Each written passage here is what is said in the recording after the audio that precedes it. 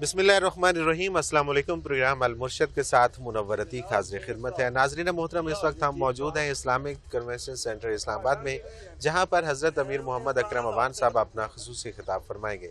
नाज़रीन मोहतरम, हमारा ये प्रोग्राम वैसे तो रूटीन के मुताबिक कुछ इस तरह का होता है कि इसमें आपके सवालात होते हैं और वो सवालात हम हज़रत साहब के सामने रखते हैं और हज़रत साहब से उनके जवाबात लेते हैं। लेकिन आज का ये ख़ुसूसी प्रोग्राम और इस खुसूसी प्रोग्राम के हवाले से हम यहाँ इस्लामाबाद में हैं और हमारी कोशिश होती है कि हज़रत साहब जब भी आवाम से मुखातिब हों तो उनका खिताब बराह रास्त आप तक भी पहुँचाया जाए। नाज़रीन मोहतरम, आप का एक सवाल मुझसे मुतालिक है और मैं चाहता हूँ कि उसका जवाब मैं इसी प्रोग्राम के अंदर दे दूँ। एक साहब ने मुझे कहा कि जी, आपने कुरान और हदीस की रोशनी में रहनुमाई लेने के लिए आखिर हज़रत अमीर मोहम्मद अकरम अवान का इंतखाब क्यों किया।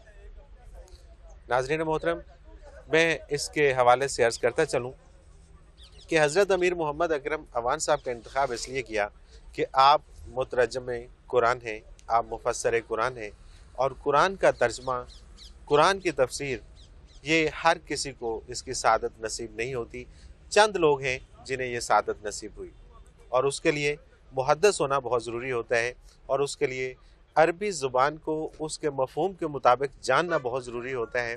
और यही वो सारी बातें हैं कि जो शख्स कुरान पाक का तर्जमा करता है और उसकी तफसीर बयान करता है और उसके पास अहादीस का इल्म भी होता है तो फिर वो हक़ की बात करता है। हाँ, ऐसे कई और लोग भी हैं कि जो हक़ की बात करने के लिए जिनके पास ये इल्म मौजूद है, लेकिन जब भी हक़ की बात आती है तो उनके सामने कोई ना कोई मसलहत आ जाती है। यहाँ पर मसलहत का शिकार नहीं हुआ जाता बल्कि मसलहत को आश्कार किया जाता है और यहाँ पर हक़ की बात बबांगे दोहल बताई जाती है और उसमें किसी किस्म की मसलहत का लिहाज नहीं रखा जाता है। यही वजह है कि हम हर प्रोग्राम हज़रत अमीर मोहम्मद अकरम अवान साहब के साथ करते हैं और यही वजह है कि हमारी कोशिश होती है कि जब भी वो अवाम से मुखातिब हों तो हम उनका खिताब आप तक ज़रूर पहुँचाएँ। आइए चलते हैं, उनके खिताब से मुस्तफ़ीद होते हैं। अल्हम्दुलिल्लाह, अल्लाह करीम ने अपने महबूब सल्लल्लाहु अलैहि वआलिहि वसल्लम की बेसत आली पर गुजारिशात पेश करने के लिए और हुजूर की नात और आपके फ़ज़ाइल मुबारक बयान करने और सुनने, समझने और अपनाने के लिए हमें यहाँ जमा होने की तौफीक अता फरमाई। हमारे इश्क के बहुत से अंदाज हैं और सारे अंदाज कमोवेश जो मैं समझता हूँ हमने खुद बना लिए। अज़ार इश्क के तरीके हमने वज़ा कर लिए हैं। हम दिलों को जिंदा रखने के लिए मुबारक मवाक़े और मुबारक साआत का तज़किरा ज़रूर करते हैं। हम इश्क व मोहब्बत को और हवा देने के लिए हुजूर अकरम सल्लल्लाहु अलैहि वसल्लम की याद में इज्तिमाअत ज़रूर करते हैं। लेकिन मैं एक गुजारिश करता चलूँ, कुरान करीम जब बात शुरू करता है, जब भी करता है, जिस आये करीमा में करता है वो बेसत आली से करता है और नबुव्वत और रिसालत से करता है। ये बड़ी अजीब बात है क्योंकि बेसत आली आपकी हर सिफत अजीम है, लासानी है, बेमिसाल है। आपकी वलादत बासआदत भी बेमिसाल है। आपकी कबल अज़ नबुव्वत जिंदगी का एक एक लम्हा बेमिसाल है। लेकिन जो इनकलाब आफरीनी की बुनियाद बेसत आली ने रखी वो कायनात में बेमिसाल है, फिर उसकी मिसाल नहीं। कमोबेश 1.25 लाख से ज्यादा अंबिया और रसूल तशरीफ लाए, किताबें नाजिल हुई, सहीफे नाजिल हुए, लेकिन हर नबी एक खास कौम के लिए तशरीफ लाया। اس کا دین ایک خاص قوم کی بہتری کے لیے تھا، آخرت کے لیے، دنیا کے لیے، اور ایک خاص معین وقت کا کے لیے تھا۔ پھر دوسرے نبی انبیاء تشریف لائے، دوسری کتابیں آ گئیں، دوسرے صاحب۔ یہ کون آیا صلی اللہ علیہ وسلم جس کے آنے کے بعد ساری کائنات کے سارے سوالوں کا جواب آ گیا؟ جب تک دنیا قائم رہے گی جو سوال جہاں پیدا ہوگا اس کا جواب محمد الرسول اللہ صلی اللہ علیہ وسلم۔ یہ ایسی کتاب لایا جو آج سے 1400 سال پہلے دنیا پہ آئی، لیکن آج کے اس جدید دور کے سارے سوالوں کے جواب اس میں موجود ہیں، اور جو آج سے بعد زمانے کے قیامت تک آئے گا اس زمانے کی بھی ہر سوال کا جواب موجود، جس نے ایسی تہذیب دی جو کائنات کے ہر گوشے تک، ہر قوم کے لیے ہر موسم میں قابل عمل اور قابل سرمایہ افتخار ہے۔ اس آیہ کریمہ میں آپ کی ذات ستودہ صفات کے بہت سے پہلو نمایاں کیے۔ اِنَّا أَرْسَلْنَاكَ، یہ پہلا لفظ ابتدائیہ بتاتا ہے کہ آپ ویسے ہی نہیں آئے، اللہ کریم نے آپ کو بھیجا۔ اِنَّا أَرْسَلْنَاكَ، آنے والے کی عزت ہوتی ہے بھیجنے والے کے نام سے۔ ایک پیغام کوئی ساتھی بھیج دیتا ہے، پیغام لانے والا معزز ہے، لیکن ایک پیغام کوئی اللہ کا نیک بندہ بھیج دیتا ہے، وہ اور نظر سے لانے والے کو دیکھا جاتا ہے۔ ایک پیغام ریاست کا حکمران کوئی آدمی بھیج دیتا ہے، اس کی نگاہ اس کی خدمت خاطر مدارت اور ہوگی، اور ایک ہستی کو کائنات کا خالق بھیج دیتا ہے، مالک بھیج دیتا ہے، رازق بھیج دیتا ہے، اس کی حیثیت کیا ہوگی کائنات؟ کس نگاہ سے دیکھا جائے گا؟ ذرا اس نظر سے دیکھ کر یہ دیکھو کہ آپ صلی اللہ علیہ وسلم کو میں نے کس لیے بھیجا۔ اللہ کریم فرماتا ہے اِنَّا أَرْسَلْنَاكَ شَاهِدًا، شاہد، گواہ، چشمدید گواہ، جس نے حقیقت کو دیکھا ہو، حقیقت جو گم ہو چکی تھی خرافات میں، جو نقطوروں سے حل نہ ہوا اور فلسفیوں سے کھل نہ سکا، وہ کیا راز تھا؟ یہ کائنات خود نہیں بنی، کوئی اس کا بنانے والا ہے، لیکن وہ کون ہے، وہ کیسا ہے؟ کسی نے کہا سورج سب سے طاقتور ہے، اس کے سامنے سرنگوں ہو جاؤ، شاید اس نے بنائی ہو۔ کسی نے کہا نہیں چاند ہے، کسی نے کہا ستارے ہیں، کسی نے کہا فرشتے سنے ہیں کہ وہ ہوتے ہیں، کسی نے پتھروں پہاڑوں کو پوجا، کسی نے اپنے اندر بت تراش لیے اور انہیں پوجتا رہا، لیکن یہ راز ایک گواہ دنیا پہ جلوہ افروز ہوا جو اللہ کی ذات کا چشمدید گواہ، جس نے کائنات کو اس میں الہ سے آشنا کر دیا، جس نے کائنات کو بتایا تیرا خالق کون ہے، مالک کون ہے، رازق کون ہے، تجھے پیدا کس نے کیا، تجھے جانا کس کے پاس ہے، تیری ابتدا کیا ہے، تیری انتہا کیا ہے۔ اِنَّا أَرْسَلْنَاكَ شَاهِدًا، ہم نے آپ کو گواہ بنا کر مبعوث فرمایا۔ وَمُبَشِّرًا وَنَذِيرًا، آپ کے علوم کہاں تک پھیلا دیے؟ فرمایا وَمُبَشِّرًا وَنَذِيرًا، نیکی کرنے والے کو بعد قیامت، بعد از وفات اور بعد از قیامت کیا پیش آئے گا، نیکی کا صلہ کیا ملے گا، میرا حبیب آپ کو آج بتا دے۔ مبشر کون ہے؟ ان باتوں کی بشارت دے رہا ہے جو کائنات میں سوائے اللہ اور اللہ کے رسول کے کوئی نہیں جانتا کہ یہ کام جو میں کر رہا ہوں اس کا انعام کیا ملے گا۔ فرمایا آپ بشارت دینے والے ہیں، وَنَذِيرًا، جو غلط کر رہا ہے، جو دھوکہ کھا رہا ہے، اسے بھی آپ بتا دیجئے کہ یہ جو تم کر رہے ہو اس عقیدے اور اس عمل کا انجام یہ ہو۔ اب یہ اس پر ہے اختیار کرتا ہے یا نہیں۔ فرمایا داعیاً الی اللہ، کیا آپ خود ہی اللہ کریم کے گواہ ہیں؟ نہیں، فرمایا میں تم سب کو اللہ سے آشنا کرنے والا۔ آؤ میرے ساتھ، آؤ میرے برابر کھڑے ہو جاؤ، میں بھی اللہ سے اپنی گزارشات پیش کرتا ہوں، تم بھی اپنی گزارشات بارگاہ الہی میں پیش کرو۔ میں بھی اللہ کے سامنے رکوع کرتا ہوں، تم بھی رب العالمین کے سامنے رکوع کرو۔ میں بھی اللہ کو سجود کرتا ہوں، تم بھی اللہ کو سجود کرو۔ کر دیا ہم سخ ان بندوں کو خدا سے تو داعین اللہ، اللہ کی طرف دعوت دینے والے، وہ سراج منیرا، اور روشنیاں بانٹنے والا چراغ، روشن رہنے والا چراغ نہیں فرمایا رب العالمین نے کہ خود روشن رہے، نہیں، روشنیاں بانٹنے والا چراغ۔ وہ روشنیاں کون تھیں جو چراغ نبوت سے بانٹی گئی؟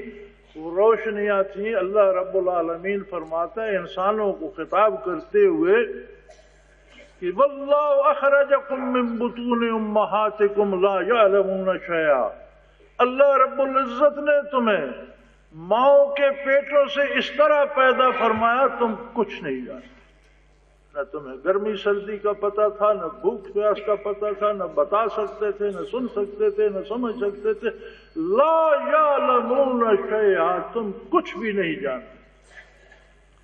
وجعل لكم السمع والابصار والافئدہ لعلکم تشکرون، اس نے تمہارے علم کے ذرائع پیدا فرما دیے تاکہ تم دنیا میں آ کر جان سکو، سیکھ سکو، دنیا کو سمجھ سکو، اس کی زیر و بم کو سمجھ سکو، نفع و نقصان کو سمجھ سکو، اور تمہاری یہ جو قیمتی زندگی کا ایک ایک لمحہ ہے اسے بہتری کی طرف خرچ کر سکو، اچھے فیصلے کر سکو۔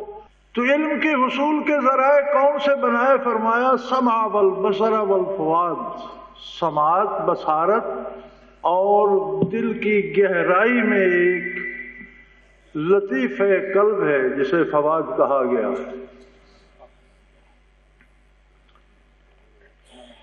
سمع و بصارت کیا دیتے ہیں؟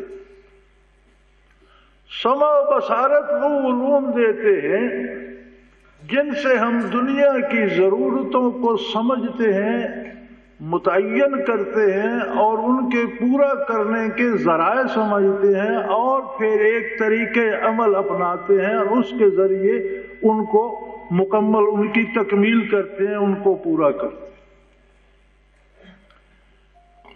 لیکن ہم ایسی مخلوق نہیں ہے جو پیدا ہو اور فنا ہو جائے گی، جو محض دنیا میں رہے گی، کھائے پیے گی، اولاد پیدا کرے گی، مر جائے گی، قصہ ختم ہو جائے گا۔ نہیں، انسان اللہ کی بہترین مخلوق ہے، اور یہ عجیب جوڑ ہے کہ اس کا وجود مادی ہے، اور کل الروح من امر ربی، اس کی روح امر ربی سے متعلق ہے۔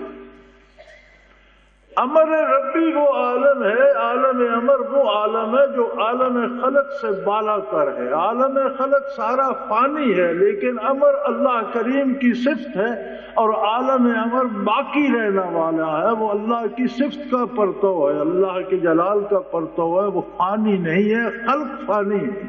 وہ مخلوق کی صفت ہے، جس طرح خالق کی صفت ہے، جس طرح خالق لا فانی ہے، اس کی ساری صفات بھی لا فانی۔ انسانی روح عالم امر سے ہے، اور ایسا جوڑ لگایا اس لطیف ترین چیز کو، اس ٹھوس مادے سے اللہ نے، کہ ان کا ساتھ ہمیشہ رہے گا۔ اگر روح کو فنا نہیں ہے تو پھر وجود انسانی کو بھی فنا نہیں ہوگی، عارضی طور پر قبر میں جائے گا، برزخ میں رہے گا، حشر کو پھر تر و تازہ اٹھے گا، اور پھر ہمیشہ رہے گا۔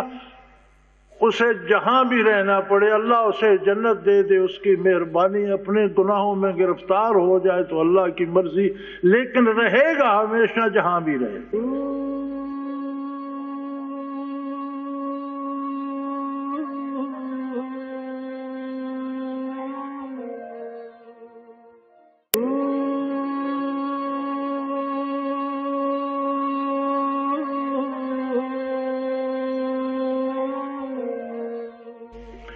اب اگر اس عارضی وجود کو باقی رکھنے کے لیے دنیا کی چند سالہ زندگانی کے لیے ہمیں بے پناہ علوم کی ضرورت ہے اور بے پناہ وسائل کی ضرورت ہے اور بے پناہ شعور کی ضرورت ہے کہ ان وسائل کو جمع کیسے کیا جائے، ان کو خرچ کیسے، ان سے استفادہ کیسے کیا جائے اور ان کو اپنی زندگی میں یا اپنے بعد میں آنے والوں تک قائم کیسے رکھا جائے، کیا یہ سارا کچھ ہم نہیں کرتے؟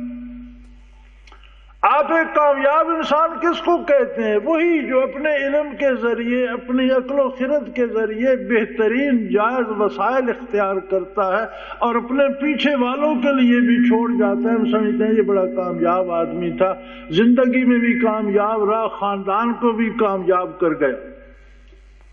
لیکن کیا ہماری ذمہ داری صرف اپنا وجود اور خاندان ہے یا ہمارے اندر روح بھی ہے؟ اس کی بھی ضروریات ہے، اس کے لیے بھی کوئی علم چاہیے، دانش چاہیے، شعور چاہیے جو متعین کرے کہ اس کو بھوک کس چیز کی لگتی ہے، پیاس کیسے لگتی ہے، یہ صحت مند کس سے رہتی ہے، بیمار کس سے ہوتی ہے، کیونکہ دائمی زندگی کا مدار جو ہے وہ روح کے ساتھ ہے۔ اب اس کا علم کہاں سے آئے؟ فرمایا سراجم منیرا، ہم نے آپ کو روشنیاں بکھیرنے والا چراغ، تقسیم کرنے والا، بانٹنے والا، یعنی ہر دل کو دل کی انتہائی گہرائی میں جو وہ لطیفہ ربانی ہے اسے روشن کرنے والا ہم نے آپ کو بنایا۔ آپ صلی اللہ علیہ وسلم سے وہ روشنیاں کیسے بٹی اور کس انداز سے بٹی؟ کیا بابرکت وجود مسعود عالی تھا کہ بعثت عالی کے بعد جو شخص، مرد عورت، بچہ بوڑھا، عالم جاہل، امیر مفلس، بادشاہ فقیر، ایمان کی جس کی نظر حضور پر پڑ گئی یا حضور اکرم صلی اللہ علیہ وسلم کی نظر اس پر پڑ گئی وہ صحابی ہو گئے۔ صحابیت کیا ہے؟ اصطلاحاً تو صحبت کا مفہوم یہ ہے کہ آپ کی محفل میں جسے حاضری نصیب ہو گئی صحابی ہو گیا، صحبت یافتہ۔ لیکن صحابیت ایک شرعی منصب ہے۔ آج کے اس گئے گزرے دور میں بھی ہم اتنا تو سمجھتے ہیں کہ کوئی ولی اللہ ہے تو وہ اللہ کا دوست ہے، اللہ کے قریب ہے، اللہ کا اس پر بہت کرم ہے، اسے اللہ کے قرب کے منازل حاصل ہیں، ہم اسے ولی اللہ سمجھتے ہیں۔ اگر یہ ساری کائنات جتنے لوگ بستے ہیں یا جتنے بسیں گے یا جتنے گزر چکے ہیں سارے ولی ہو جائیں، ان کے سارے مراتب جمع کیے جائیں تو تبع تابعین کی خاک پاک کو پہنچیں گے۔ بڑے بڑے لوگوں نے مجاہدے کیے، عمریں بسر کی، راتیں بسر کی، چلے لگائے، اللہ کی کتابیں حفظ کی، اللہ کے نام کا رات دن ذکر کیا۔ یہ تو مفت میں تو یہ نعمتیں نہیں ملتی، لیکن اب سب کی ولایت کو جمع کر کے ہم ایک مینار بناتے چلے جائیں تو یہ تبع تابعین کے قدموں کو جا کر چھوئے گا، وہاں سے منازل تبع تابعین کے شروع ہوں گے۔ جہاں ان کے منازل ختم ہوں گے وہاں سے تابعین کے شروع ہوں گے، جہاں تابعین کے ختم ہوں گے وہاں جا کر صحابہ کے منازل کی ابتدا ہوگی۔ اب کون کہاں تک پہنچا وہ ہم نہیں جانتے۔ صحابی بننے کے لیے کتنی محنت کی ضرورت تھی؟ وہ کسی نے کہا تھا منسی پارے دل می فروشم، میں دل کے ٹکڑے بیچ رہا ہوں، دل کے ٹکڑے بیچنا چاہتا ہوں، کوئی لینا، کوئی گاہک، کوئی خریدار، بے گفتہ قیمتش۔ کسی نے پوچھا نعرے لگا رہے ہو، بیچ رہے ہو، قیمت بھی تو بتاؤ کیا لوگے؟ بے گفتہ قیمتش گفتم نگاہ۔ میں نے عرض کیا کہ ایک نگاہ بہت قیمتی دولت ہے پر ایک نگاہ پہ نچھاور کر دوں گا۔ بے گفتہ کم ترش گفتم کے گاہ۔ اس نے کہا مانگا مول کب ملتا ہے، کچھ قیمت کم زیادہ کرو، کچھ گھٹاؤ۔ تو میں نے کہا زندگی میں ایک نگاہ سے یہ سودا تھا وہاں کے زندگی میں ایک نگاہ نصیب ہو گئی محمد الرسول اللہ کی، یا آدمی کی اپنی نگاہ حضور کے وجود باوجود پر پڑ گئی تو وہ صحابی ہو گیا، سارے منازل طے ہو گئے، سارے وجود کا ذرا ذرا روشن ہو گیا، دل کی کوٹھڑی میں تجلیات باری آ گئی اور وجود کے سیل ذاکر ہو گئے۔ ایک آدمی کے وجود میں آج کی سائنس کہتی ہے ہر بندے کے وجود میں 10 کھرب سیل ہیں، ہر بندے کے وجود میں 10 کھرب سیل ہے، 6 ارب آبادی ہے پوری دنیا کی انسانوں کی، اور 10 کھرب سیل ہیں ہر وجود میں۔ کوئی چھوٹا وجود ہے تو سیل چھوٹے ہیں، کوئی بڑا وجود ہے تو سیل بڑے ہیں، لیکن ہر انسان کے 10 کھرب سیل ہیں۔ جب یہ دل آباد ہوتا ہے تو یہ دھڑکتا ایک بار ہے اور وجود سے 10 کھرب بار اللہ کا نام نکلتا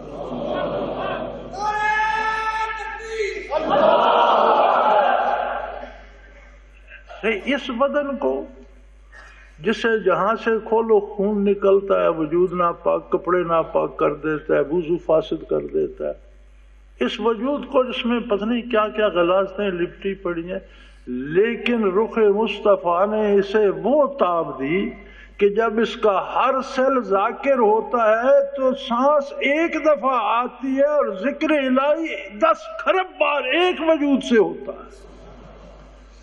سراجم منیرہ، یہ کس کی روشنیاں ہیں؟ اسی سراج منیر کی، محمد الرسول اللہ صلی اللہ علیہ وسلم کی، اور کب تک رہیں گی؟ جب تک معمور عالم قائم ہے تب تک بھی رہیں گی، یہ دنیا ختم ہو جائے گی وہ تب بھی رہیں گی، اور اللہ کی جنت میں پہنچ کر اور بڑھتی رہیں گی، کم نہیں ہوگی۔ ہم ساری عمر سودے کرتے رہتے ہیں، ہم ساری عمر راستے دیکھتے رہتے ہیں، ہم ساری عمر ہیلے کرتے رہتے ہیں، مختلف وسائل، مختلف ذرائع، مختلف طریقے اختیار کرتے ہیں صرف وجود کو پالنے کے لیے۔ کبھی تو یہ بھی کوئی تلاش کرے، کبھی تو ہمیں یہ فکر بھی دامنگیر ہو، کبھی تو ہم اس شمع منیر کی روشنیاں بھی تو حاصل کریں، کبھی یہ بتانے سے نہیں آتی۔ بتانے سے ان چیزوں کی سمجھ نہیں آتی، چونکہ یہ کیفیات ہیں، یہ جب وارد ہوتی ہیں تو ان کی لذت کا پتہ چلتا ہے۔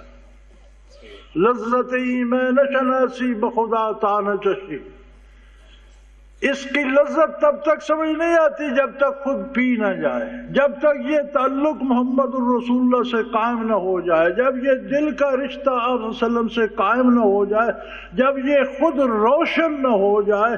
جب یہ روشن ہوتا ہے پھر عجیب بات ہے کہ یہ سمع و بصارت جو ساری زندگی ہمیں صرف دنیا کے حقائق بتاتے رہتے ہیں، حصول دنیا کے طریقے بتاتے رہتے ہیں، جب دل کی روشنی ان کے ساتھ آتی ہے، جب فواد میں برکات نبوی آتے ہیں تو ان کے انداز بھی بدل جاتے ہیں۔ پھر یہ کہتے ہیں یار یہ جو طریقہ تو اپنا رہا ہے اس سے پیسے تو آئیں گے، اللہ ناراض ہو جائے گا۔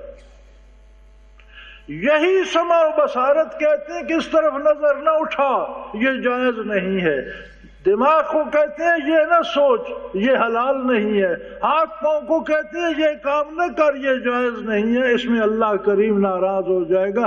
یہ تب ہوتا ہے، یہ پھر اس کے تابع ہو جاتے ہیں، تب ہوتے ہیں جب معرفت الہی سے سینہ منفر ہوتا ہے، اور یہ کروڑوں مخلوق، اربوں مخلوق بعثت عالی سے لے کر آج تک جو گزر چکی اور آج سے قیامت تک جو گزرے گی، ان سب کے دلوں کو پوری طرح منور کرنے کی طاقت اور مرکز کہاں ہے؟ محمد الرسول اللہ صلی اللہ علیہ وسلم۔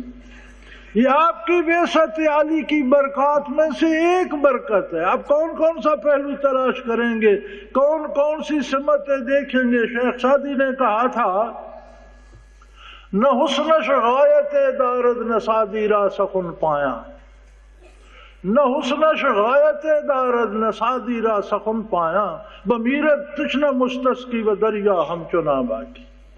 شیخ سعدی نے کہا تھا کہ نہ ان کی حسن کی کوئی انتہا ہے اور نہ میرے پاس اتنے الفاظ ہیں کہ میں اسے سمیٹ سکوں. جیسے استسقاء کا مریض لبے دریا بھی پیاسا مر جاتا ہے، حالانکہ دریا ویسا ہی بھرا ہوا بہ رہا ہو، دریا کی حد نہیں ہوتی اس کی پیاس کے مقابلے میں، لیکن وہ ایسا مریض ہے کہ وہ پیاسا مر جاتا ہے. تو آپ صلی اللہ علیہ وسلم کی ذات عالی کے کتنے پہلو کوئی دیکھے گا، ایک نشست میں ایک پہلو کا بھی حق ادا نہیں ہو سکتا. اللہ کریم نے کس قدر قوت، کتنی روشنی اور کتنی طاقت عطا فرمائی محمد الرسول اللہ صلی اللہ علیہ وسلم کو کہ بعثت عالی سے لے کر قیامت تک جہاں طلب پیدا ہو جائے، شرط یہ رکھی ہے، اللہ کریم نے یہ شرط رکھی ہے، یادی الیہ من ینیب، جس کے دل میں جب یہ جذبہ بیدار ہو جائے گا کہ مجھے اللہ کی محبت چاہیے، مجھے حضور کی طرف جانا ہے، فرمایا میں اس کے رسائی تک کے انتظامات کا ذمہ دار ہوں. یادی الیہ، اپنے تک پہنچا دیتا ہے. جس کے دل میں خلوص دل سے انابت اور طلب پیدا ہو جائے. تو میرے بھائی، بہت کم آئی دنیا، ہم نے بہت تماشے دیکھے، بہت تماشے کیے. یہ طلب بھی پیدا کر کے یہ تجربہ بھی کر لو کہ ایک فقیر نے یہ کہا تھا، ذرا میں بھی اس تلاش میں نکلتا ہوں، دیکھیں اللہ آپ کو پہنچاتا ہے کہ نہیں، دیکھیں برکات نبوت کا کمال کیا ہے، اور دیکھیں کہ بعثت عالی سے انسانیت کو کیا ملا، انسانوں کو انسان بنا گئے. ایسے بھی تو بہت لوگ ہیں جنہوں نے عہد عالی میں بھی انکار کر دیا تھا اور کفر پر مرے، اور قیامت تک کرتے چلے جائیں گے. آج بھی دنیا میں بے شمار لوگ ہیں جو اس کے منکر ہیں. ان کا معیار کیا ہے؟ اللہ کریم فرماتے ہیں جس نے میرے حبیب تک رسائی حاصل نہیں کی، اولئک کالانعام، تو جانور ہیں، چوپائے ہیں، انعام کی طرح ہیں، جانوروں کی طرح ہیں، گیدڑ ہیں، ریچھ ہیں، شیر ہیں، جانور ہیں، گائے بیل ہیں، اونٹ بھیڑے ہیں، یہ جانور ہیں. یا اللہ ان کی شکلیں بھی انسانی ہیں، رہے بھی انسانوں. فرمایا انہوں نے کام جانوروں کا ہی کیا ہے کہ گھاس سبز تلاش کی، چر کے پیٹ بھر لیا، پتہ نہیں اپنی ہے پرائی ہے. بچے پیدا کیے، انہیں پال لیا، کھایا پیا، بچے پیدا کیے. اکبر الآبادی مرحوم نے فرمایا تھا کہ کیا کہیں احباب، کیا کارائے نمایاں کر گئے، بی اے کیا، نوکر ہوئے، پینشن ملی اور مر گئے. یعنی سادہ سی زندگی انہوں نے گزاری جو ایک چوپایا، ایک جانور بھی گزار لیتا ہے کہ کیا کہیں احباب، کیا کارائے نمایاں کر گئے، بی اے کیا، نوکر ہوئے، پینشن ملی اور مر گئے. تو انسان وہ تخلیق نہیں ہے اللہ کی جو جانور کی طرح زندگی بسر کر کے مر جائے. انسان اللہ کی وہ مخلوق ہے جسے ابد الآباد رہنا ہے، اور جس کی زندگی کا ایک ایک نفس تاریخ پر رقم کرتا جائے کہ یہاں سے کوئی انسان گزرا ہے. تو اللہ کریم اس ملک کی سیاست کو بھی شر سے پاک کرے. اللہ کریم ہم رہنے والے اس ملک کے باسیوں کے دلوں کو روشن کرے، اور اللہ کریم ہمیں در مصطفیٰ صلی اللہ علیہ وسلم سے وابستہ کرے. اللہ کریم آپ سب کا حامی و ناصر ہو. انشاءاللہ یہ ملک قائم رہے گا، اور انشاءاللہ العزیز اس پر حق، انصاف اور اسلام کی حکومت بھی قائم ہوگی. دیکھے گا کون یہ رب جانتا ہے، لیکن ایسا ہوگا انشاءاللہ. وآخر دعوانا ان الحمدللہ رب العالمین.